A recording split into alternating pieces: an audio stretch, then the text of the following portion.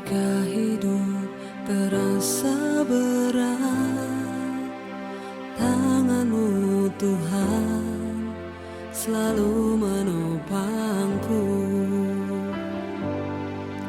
Di saat jalan terasa buntu, cahaya-Mu Tuhan selalu terangiku. Mujizat-Mu masih terjadi tiap hari, selalu terjadi. Mujizat-Mu masih terjadi setiap hari, selalu terjadi.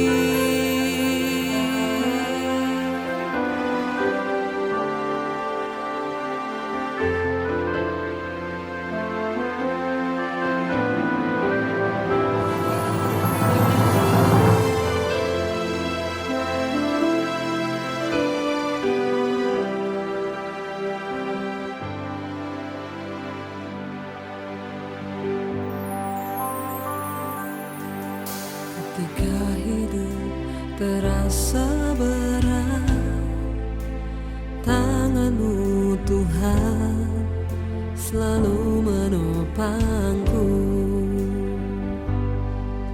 Di saat jalan terasa buntu, cahaya-Mu Tuhan selalu terangiku. Mujizat-Mu masih terjadi tiap hari, selalu terjadi. Mujizat-Mu masih terjadi setiap hari, selalu terjadi. Mujizat-Mu masih terjadi. Shalom saudara, mari kita persiapkan hati kita untuk memuji dan menyembah Tuhan. Mari kita bersatu dalam doa. Tuhan Yesus, terima kasih Tuhan kalau pada siang hari ini kami masih boleh diberi kesempatan Tuhan. Kiranya damai sejahtera-Mu terus melingkupi hidup kami Tuhan. Biarlah sebentar lagi kami ingin memuji dan meninggikan nama-Mu. Biarlah Engkau hadir di tengah-tengah kami Tuhan. Terima kasih Tuhan, kami berdoa dan mengucap syukur. Kami angkat hati kami Tuhan.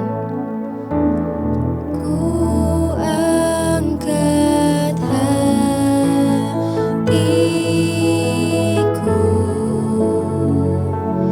ku pandang kekudusan-Mu. Saat ku sembah, ku puji-Mu, ku rasakan kehadiran-Mu Tuhan.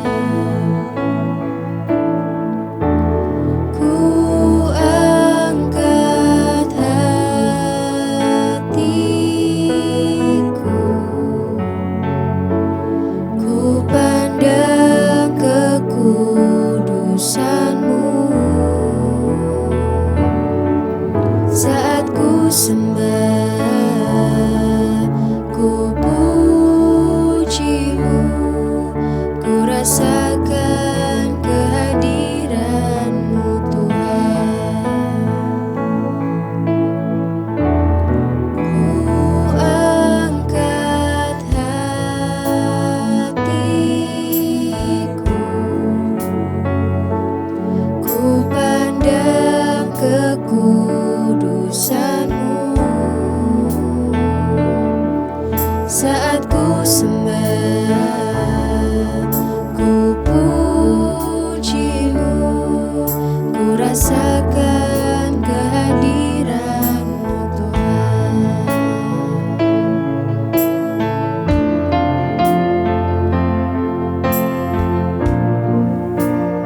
Angkat hatiku,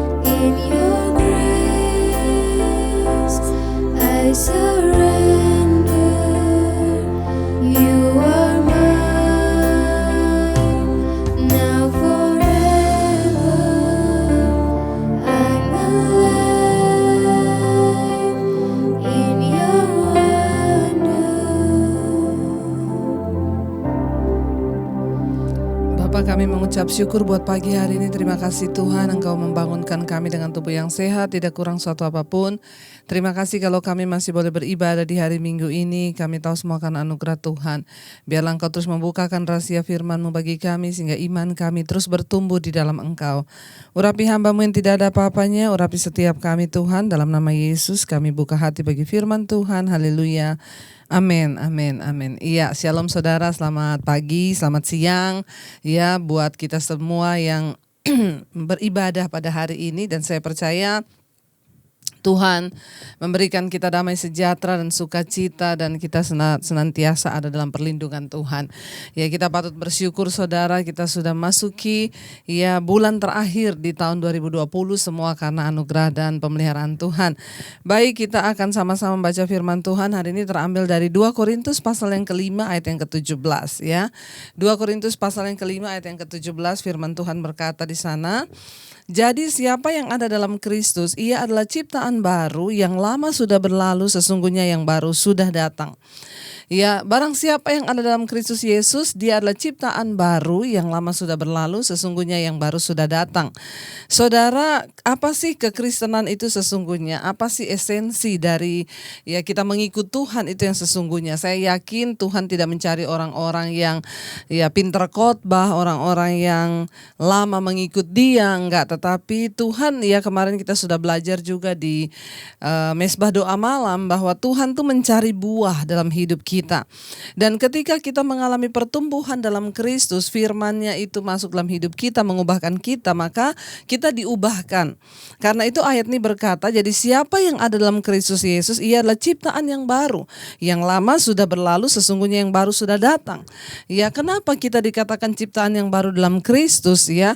Karena kita akan diubahkan oleh Tuhan, ya, oleh Kristus, oleh firman-Nya. Ya, nah kita sama-sama saudara akan merenungkan ya hari ini apa sih makna Natal yang sesungguhnya bagi kita. Di bulan Desember ini kita akan merayakan Natal. Jadi tema-tema khotbahnya seputar tentang kedatangan Kristus. Ya, minggu yang lalu kita sudah belajar bahwa kedatangan Kristus dalam dunia ini membawa damai. Damai yang Yesus berikan itu berbeda dengan yang dunia berikan. Ya, ketika dunia memberikan sesuatu yang palsu, ketika digoncang maka damai itu hilang. Tapi ketika kita memperoleh damai yang dari Tuhan, itu adalah yang kekal. Sekalipun dunia bergoncang, keadaan kita berubah, tapi damai yang dari Tuhan itu senantiasa ada dalam hidup kita. Nah, ayat ini berkata 2 Korintus 5 ayat yang ke-17. Jadi siapa yang ada dalam Kristus, ia adalah ciptaan baru. Yang lama sudah berlalu, sesungguhnya yang baru sudah datang ya. Ayat 18 berkata di sana begini, dan semuanya ini dari Allah yang dengan perantaraan Kristus telah mendamaikan kita dengan dirinya, dan yang telah mempercayakan pelayanan pendamaian itu kepada kami.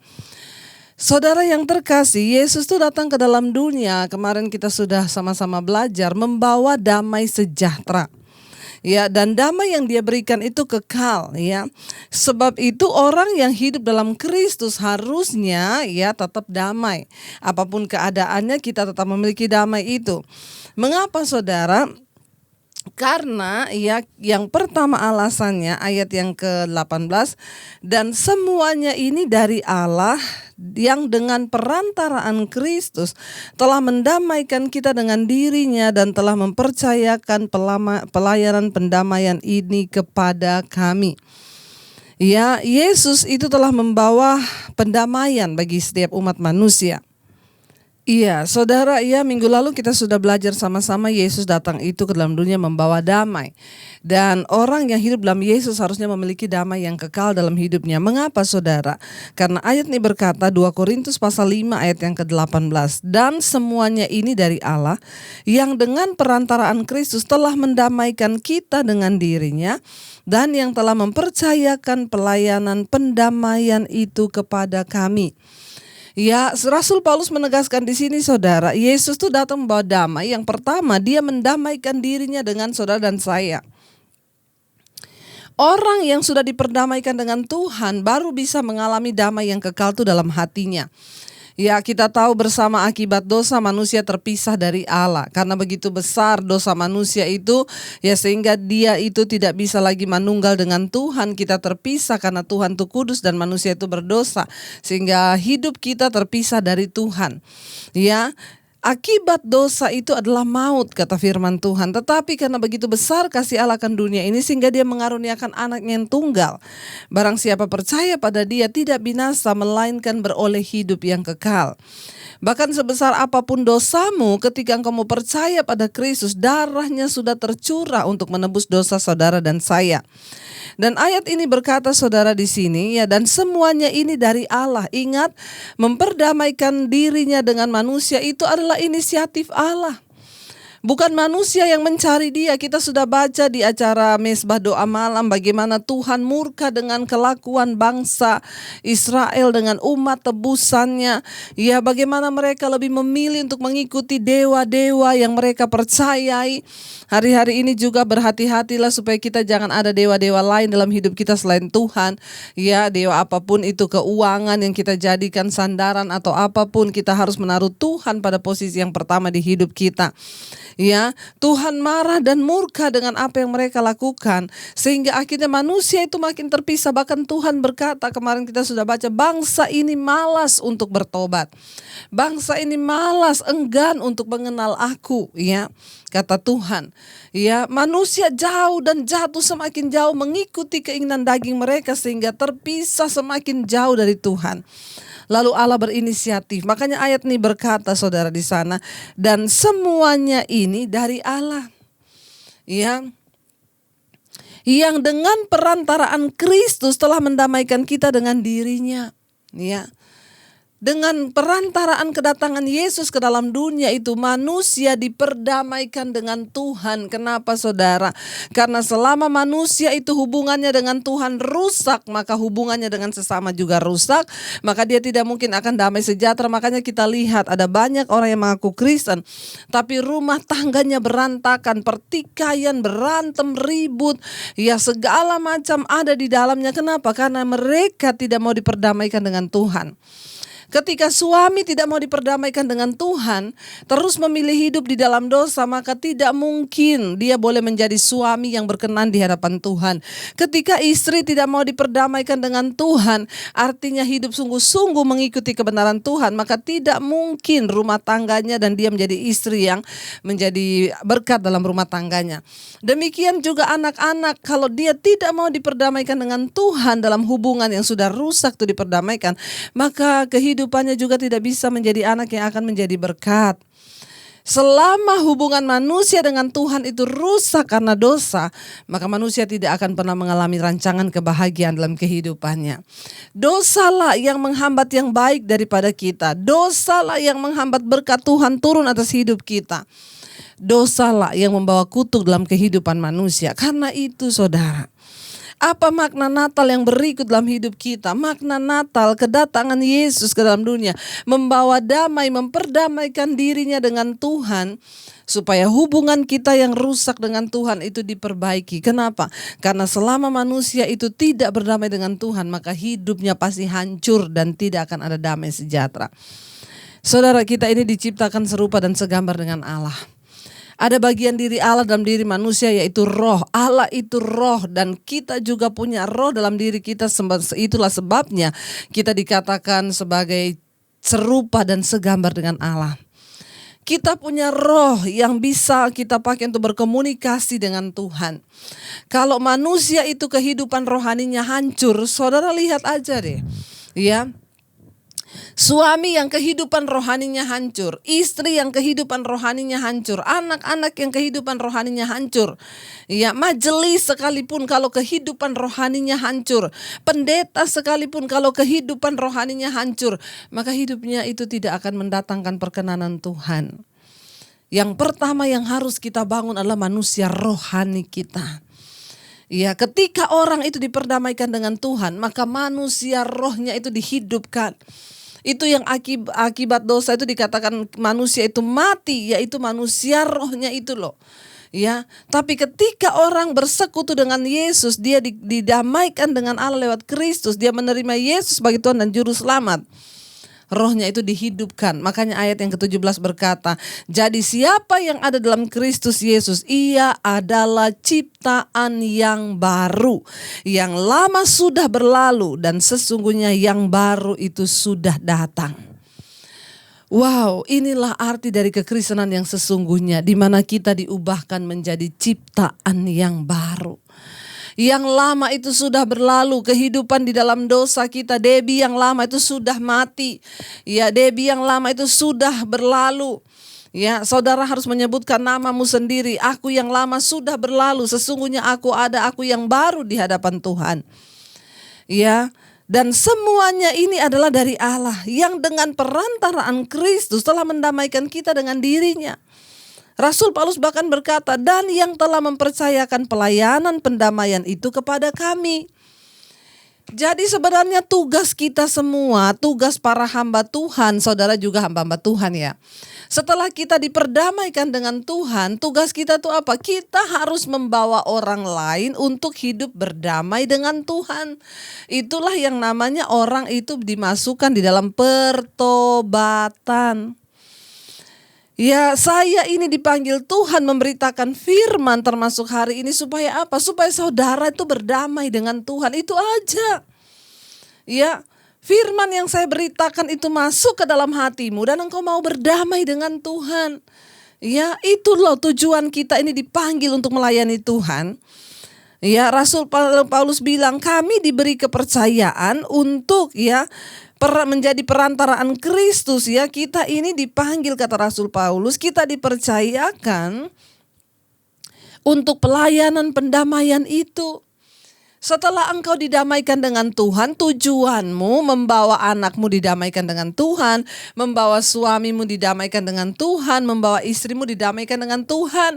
Ada yang berkata, kalau suami saya gak mau Bu, berdoa, bergumul supaya satu Tuhan jamah hatinya dan dia mau diperdamaikan dengan Allah. Ya, lalu ayat 19 berkata di sana, sebab Allah mendamaikan dunia dengan dirinya oleh Kristus dengan tidak memperhitungkan pelanggaran mereka.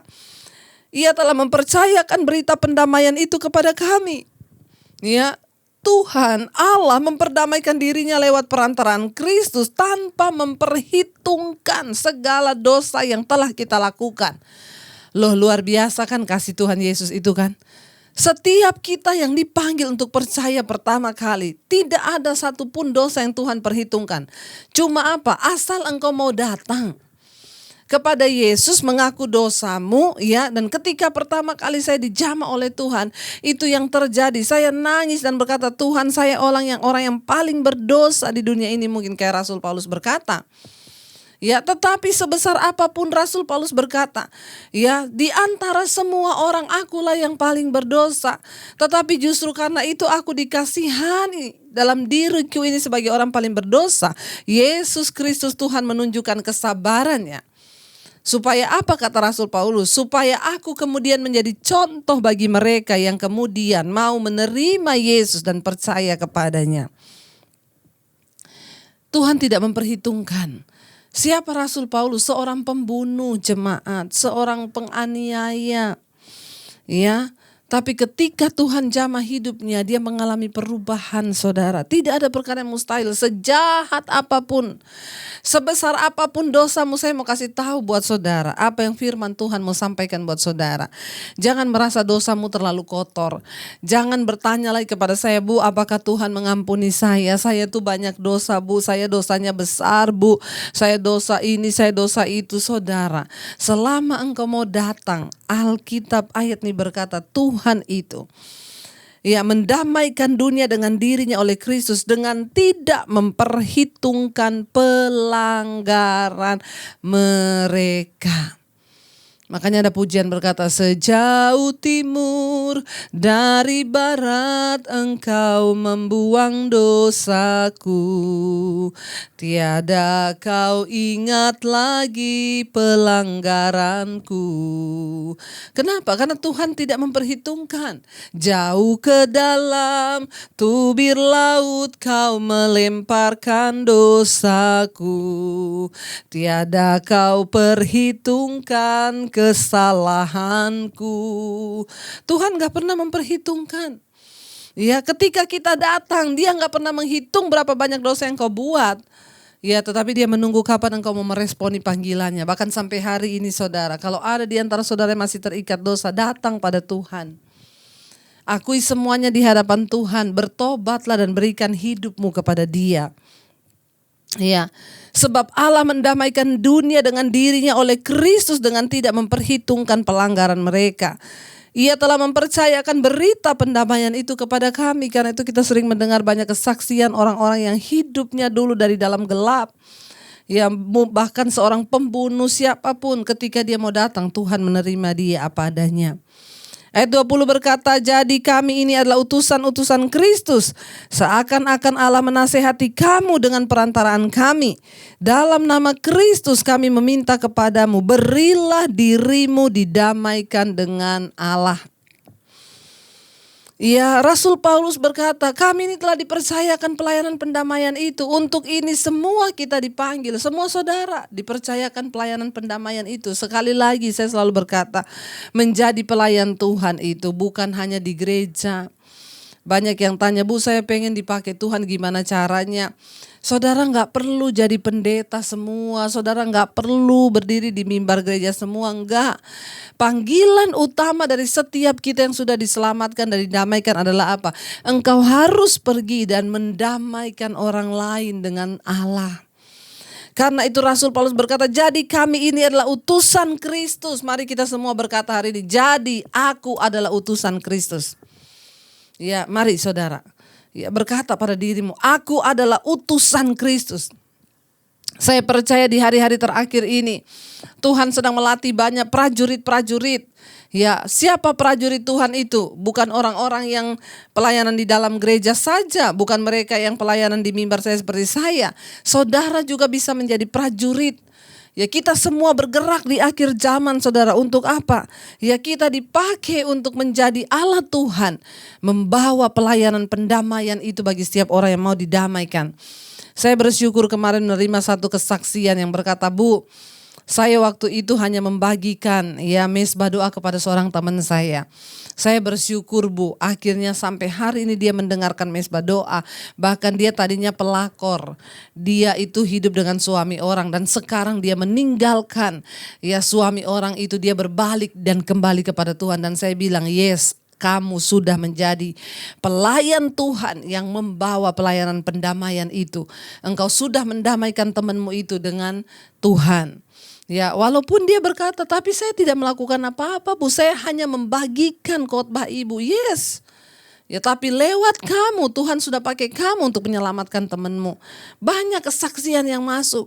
Ya, kemarin ada juga yang bilang, Bu, saya akhirnya membagikan mesbah doa Ibu. Saya kasih ke seorang teman saya. Dia suka selingkuh, Bu. Ya, sering tinggalin istrinya.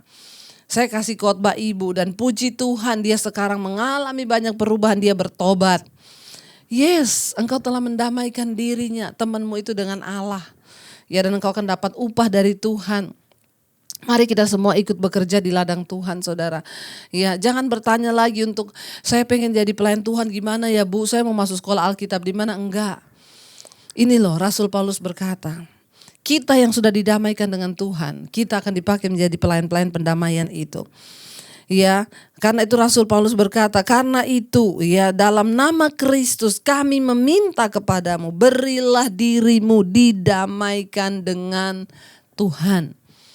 Ya, berilah. Ketika engkau membagikan khotbah kepada temanmu, engkau mendoakan dia, Tuhan dalam nama Yesus jamah dia. Lewat khotbah ini Tuhan supaya dia bertobat. Saya mendengar banyak kesaksian orang-orang yang berbalik. Saya bersyukur Tuhan juga pakai saya menjadi alat untuk membawa berita pendamaian itu. Ayat 21 berkata, dia yang tidak mengenal dosa telah dibuatnya menjadi dosa karena kita, supaya dalam dia kita dibenarkan oleh Allah. Ya, Yesus yang menanggung semua dosa dan kesalahan kita.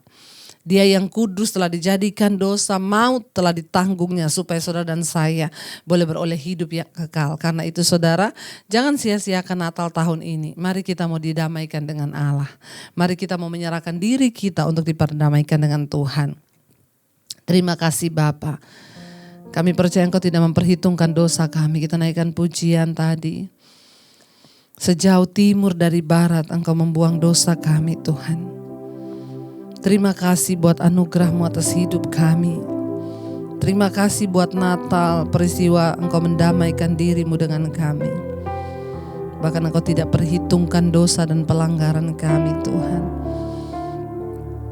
Selama kami mau didamaikan dengan Engkau. Sejauh timur dari barat, Engkau membuang dosaku. Tiada kau ingat lagi kesalahanku.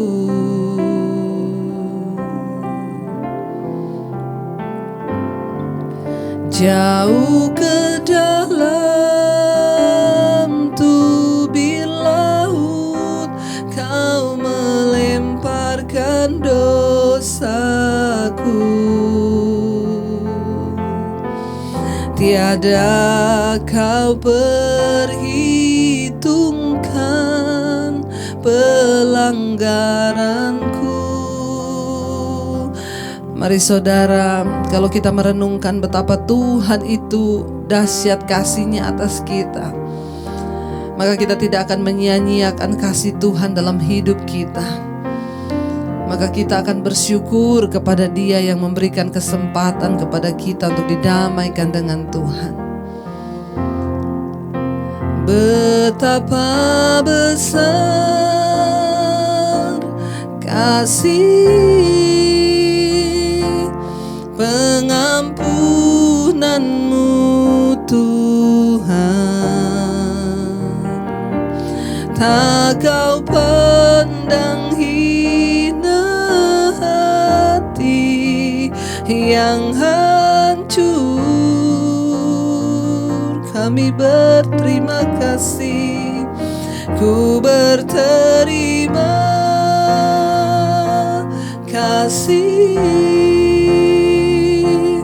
kepadamu ya Tuhan. Pengampunan yang Kau beri, pulihkanku. Terima kasih Tuhan, karena Engkau datang mendamaikan diri-Mu dengan kami Bapa. Hamba berdoa untuk setiap umat-Mu yang mengikuti ibadah online pada siang hari ini. Perdamaikan setiap kami dengan Engkau. Kami mau menurut kepada firman-Mu, kami mau tinggalkan hidup yang lama, karena barang siapa yang ada dalam Kristus, dia adalah ciptaan yang baru.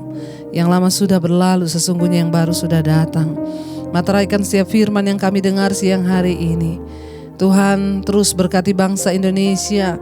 Shalom turun atas Indonesia. Segala roh kekerasan, kekacauan kami ikat, patahkan, hancurkan dalam nama Tuhan Yesus. Kau memberkati bangsa ini dengan anugerah-Mu, rahmat-Mu Bapa. Berkati Bapak Presiden Jokowi dan Bapak Ma'ruf Amin. Berkati TNI Polri terus bekerja dalam satu kesatuan menjaga bangsa ini. Berkati para tim medis Tuhan yang melawan COVID-19. Kami percaya tidak ada kematian massal, tapi yang ada kesembuhan massal. Berkati setiap umat-Mu yang mengikuti ibadah siang hari ini. Damai sejahtera Kristus turun atas hidup mereka. Apapun pergumulan mereka, Tuhan menjadi jawaban. Mari kita membuka hati dan tangan kita untuk menerima berkat Tuhan. Diberkatilah Engkau dalam kehidupan-Mu, diberkati rumah tangga-Mu, diberkati pekerjaan-Mu, diberkati keluar masuk-Mu, diberkati keuangan-Mu. Tuhan mencukupkan yang Engkau butuhkan, bahkan hidup menjadi tanda bagi kemuliaan-Nya. Terimalah kiranya berkat dari Allah Bapa, cinta kasih Tuhan Yesus Kristus, penyertaan Allah Roh Kudus, menyertai hidup-Mu mulai dari hari ini, bahkan sampai kali yang kedua Tuhan Yesus datang menjemput kita semua. Nama-Mu tercatat di dalam kitab kehidupan. Dalam nama Tuhan Yesus yang percaya diberkati Tuhan, katakan bersama, amin, amin. Tuhan Yesus memberkati saudara. Shalom dan happy Sunday.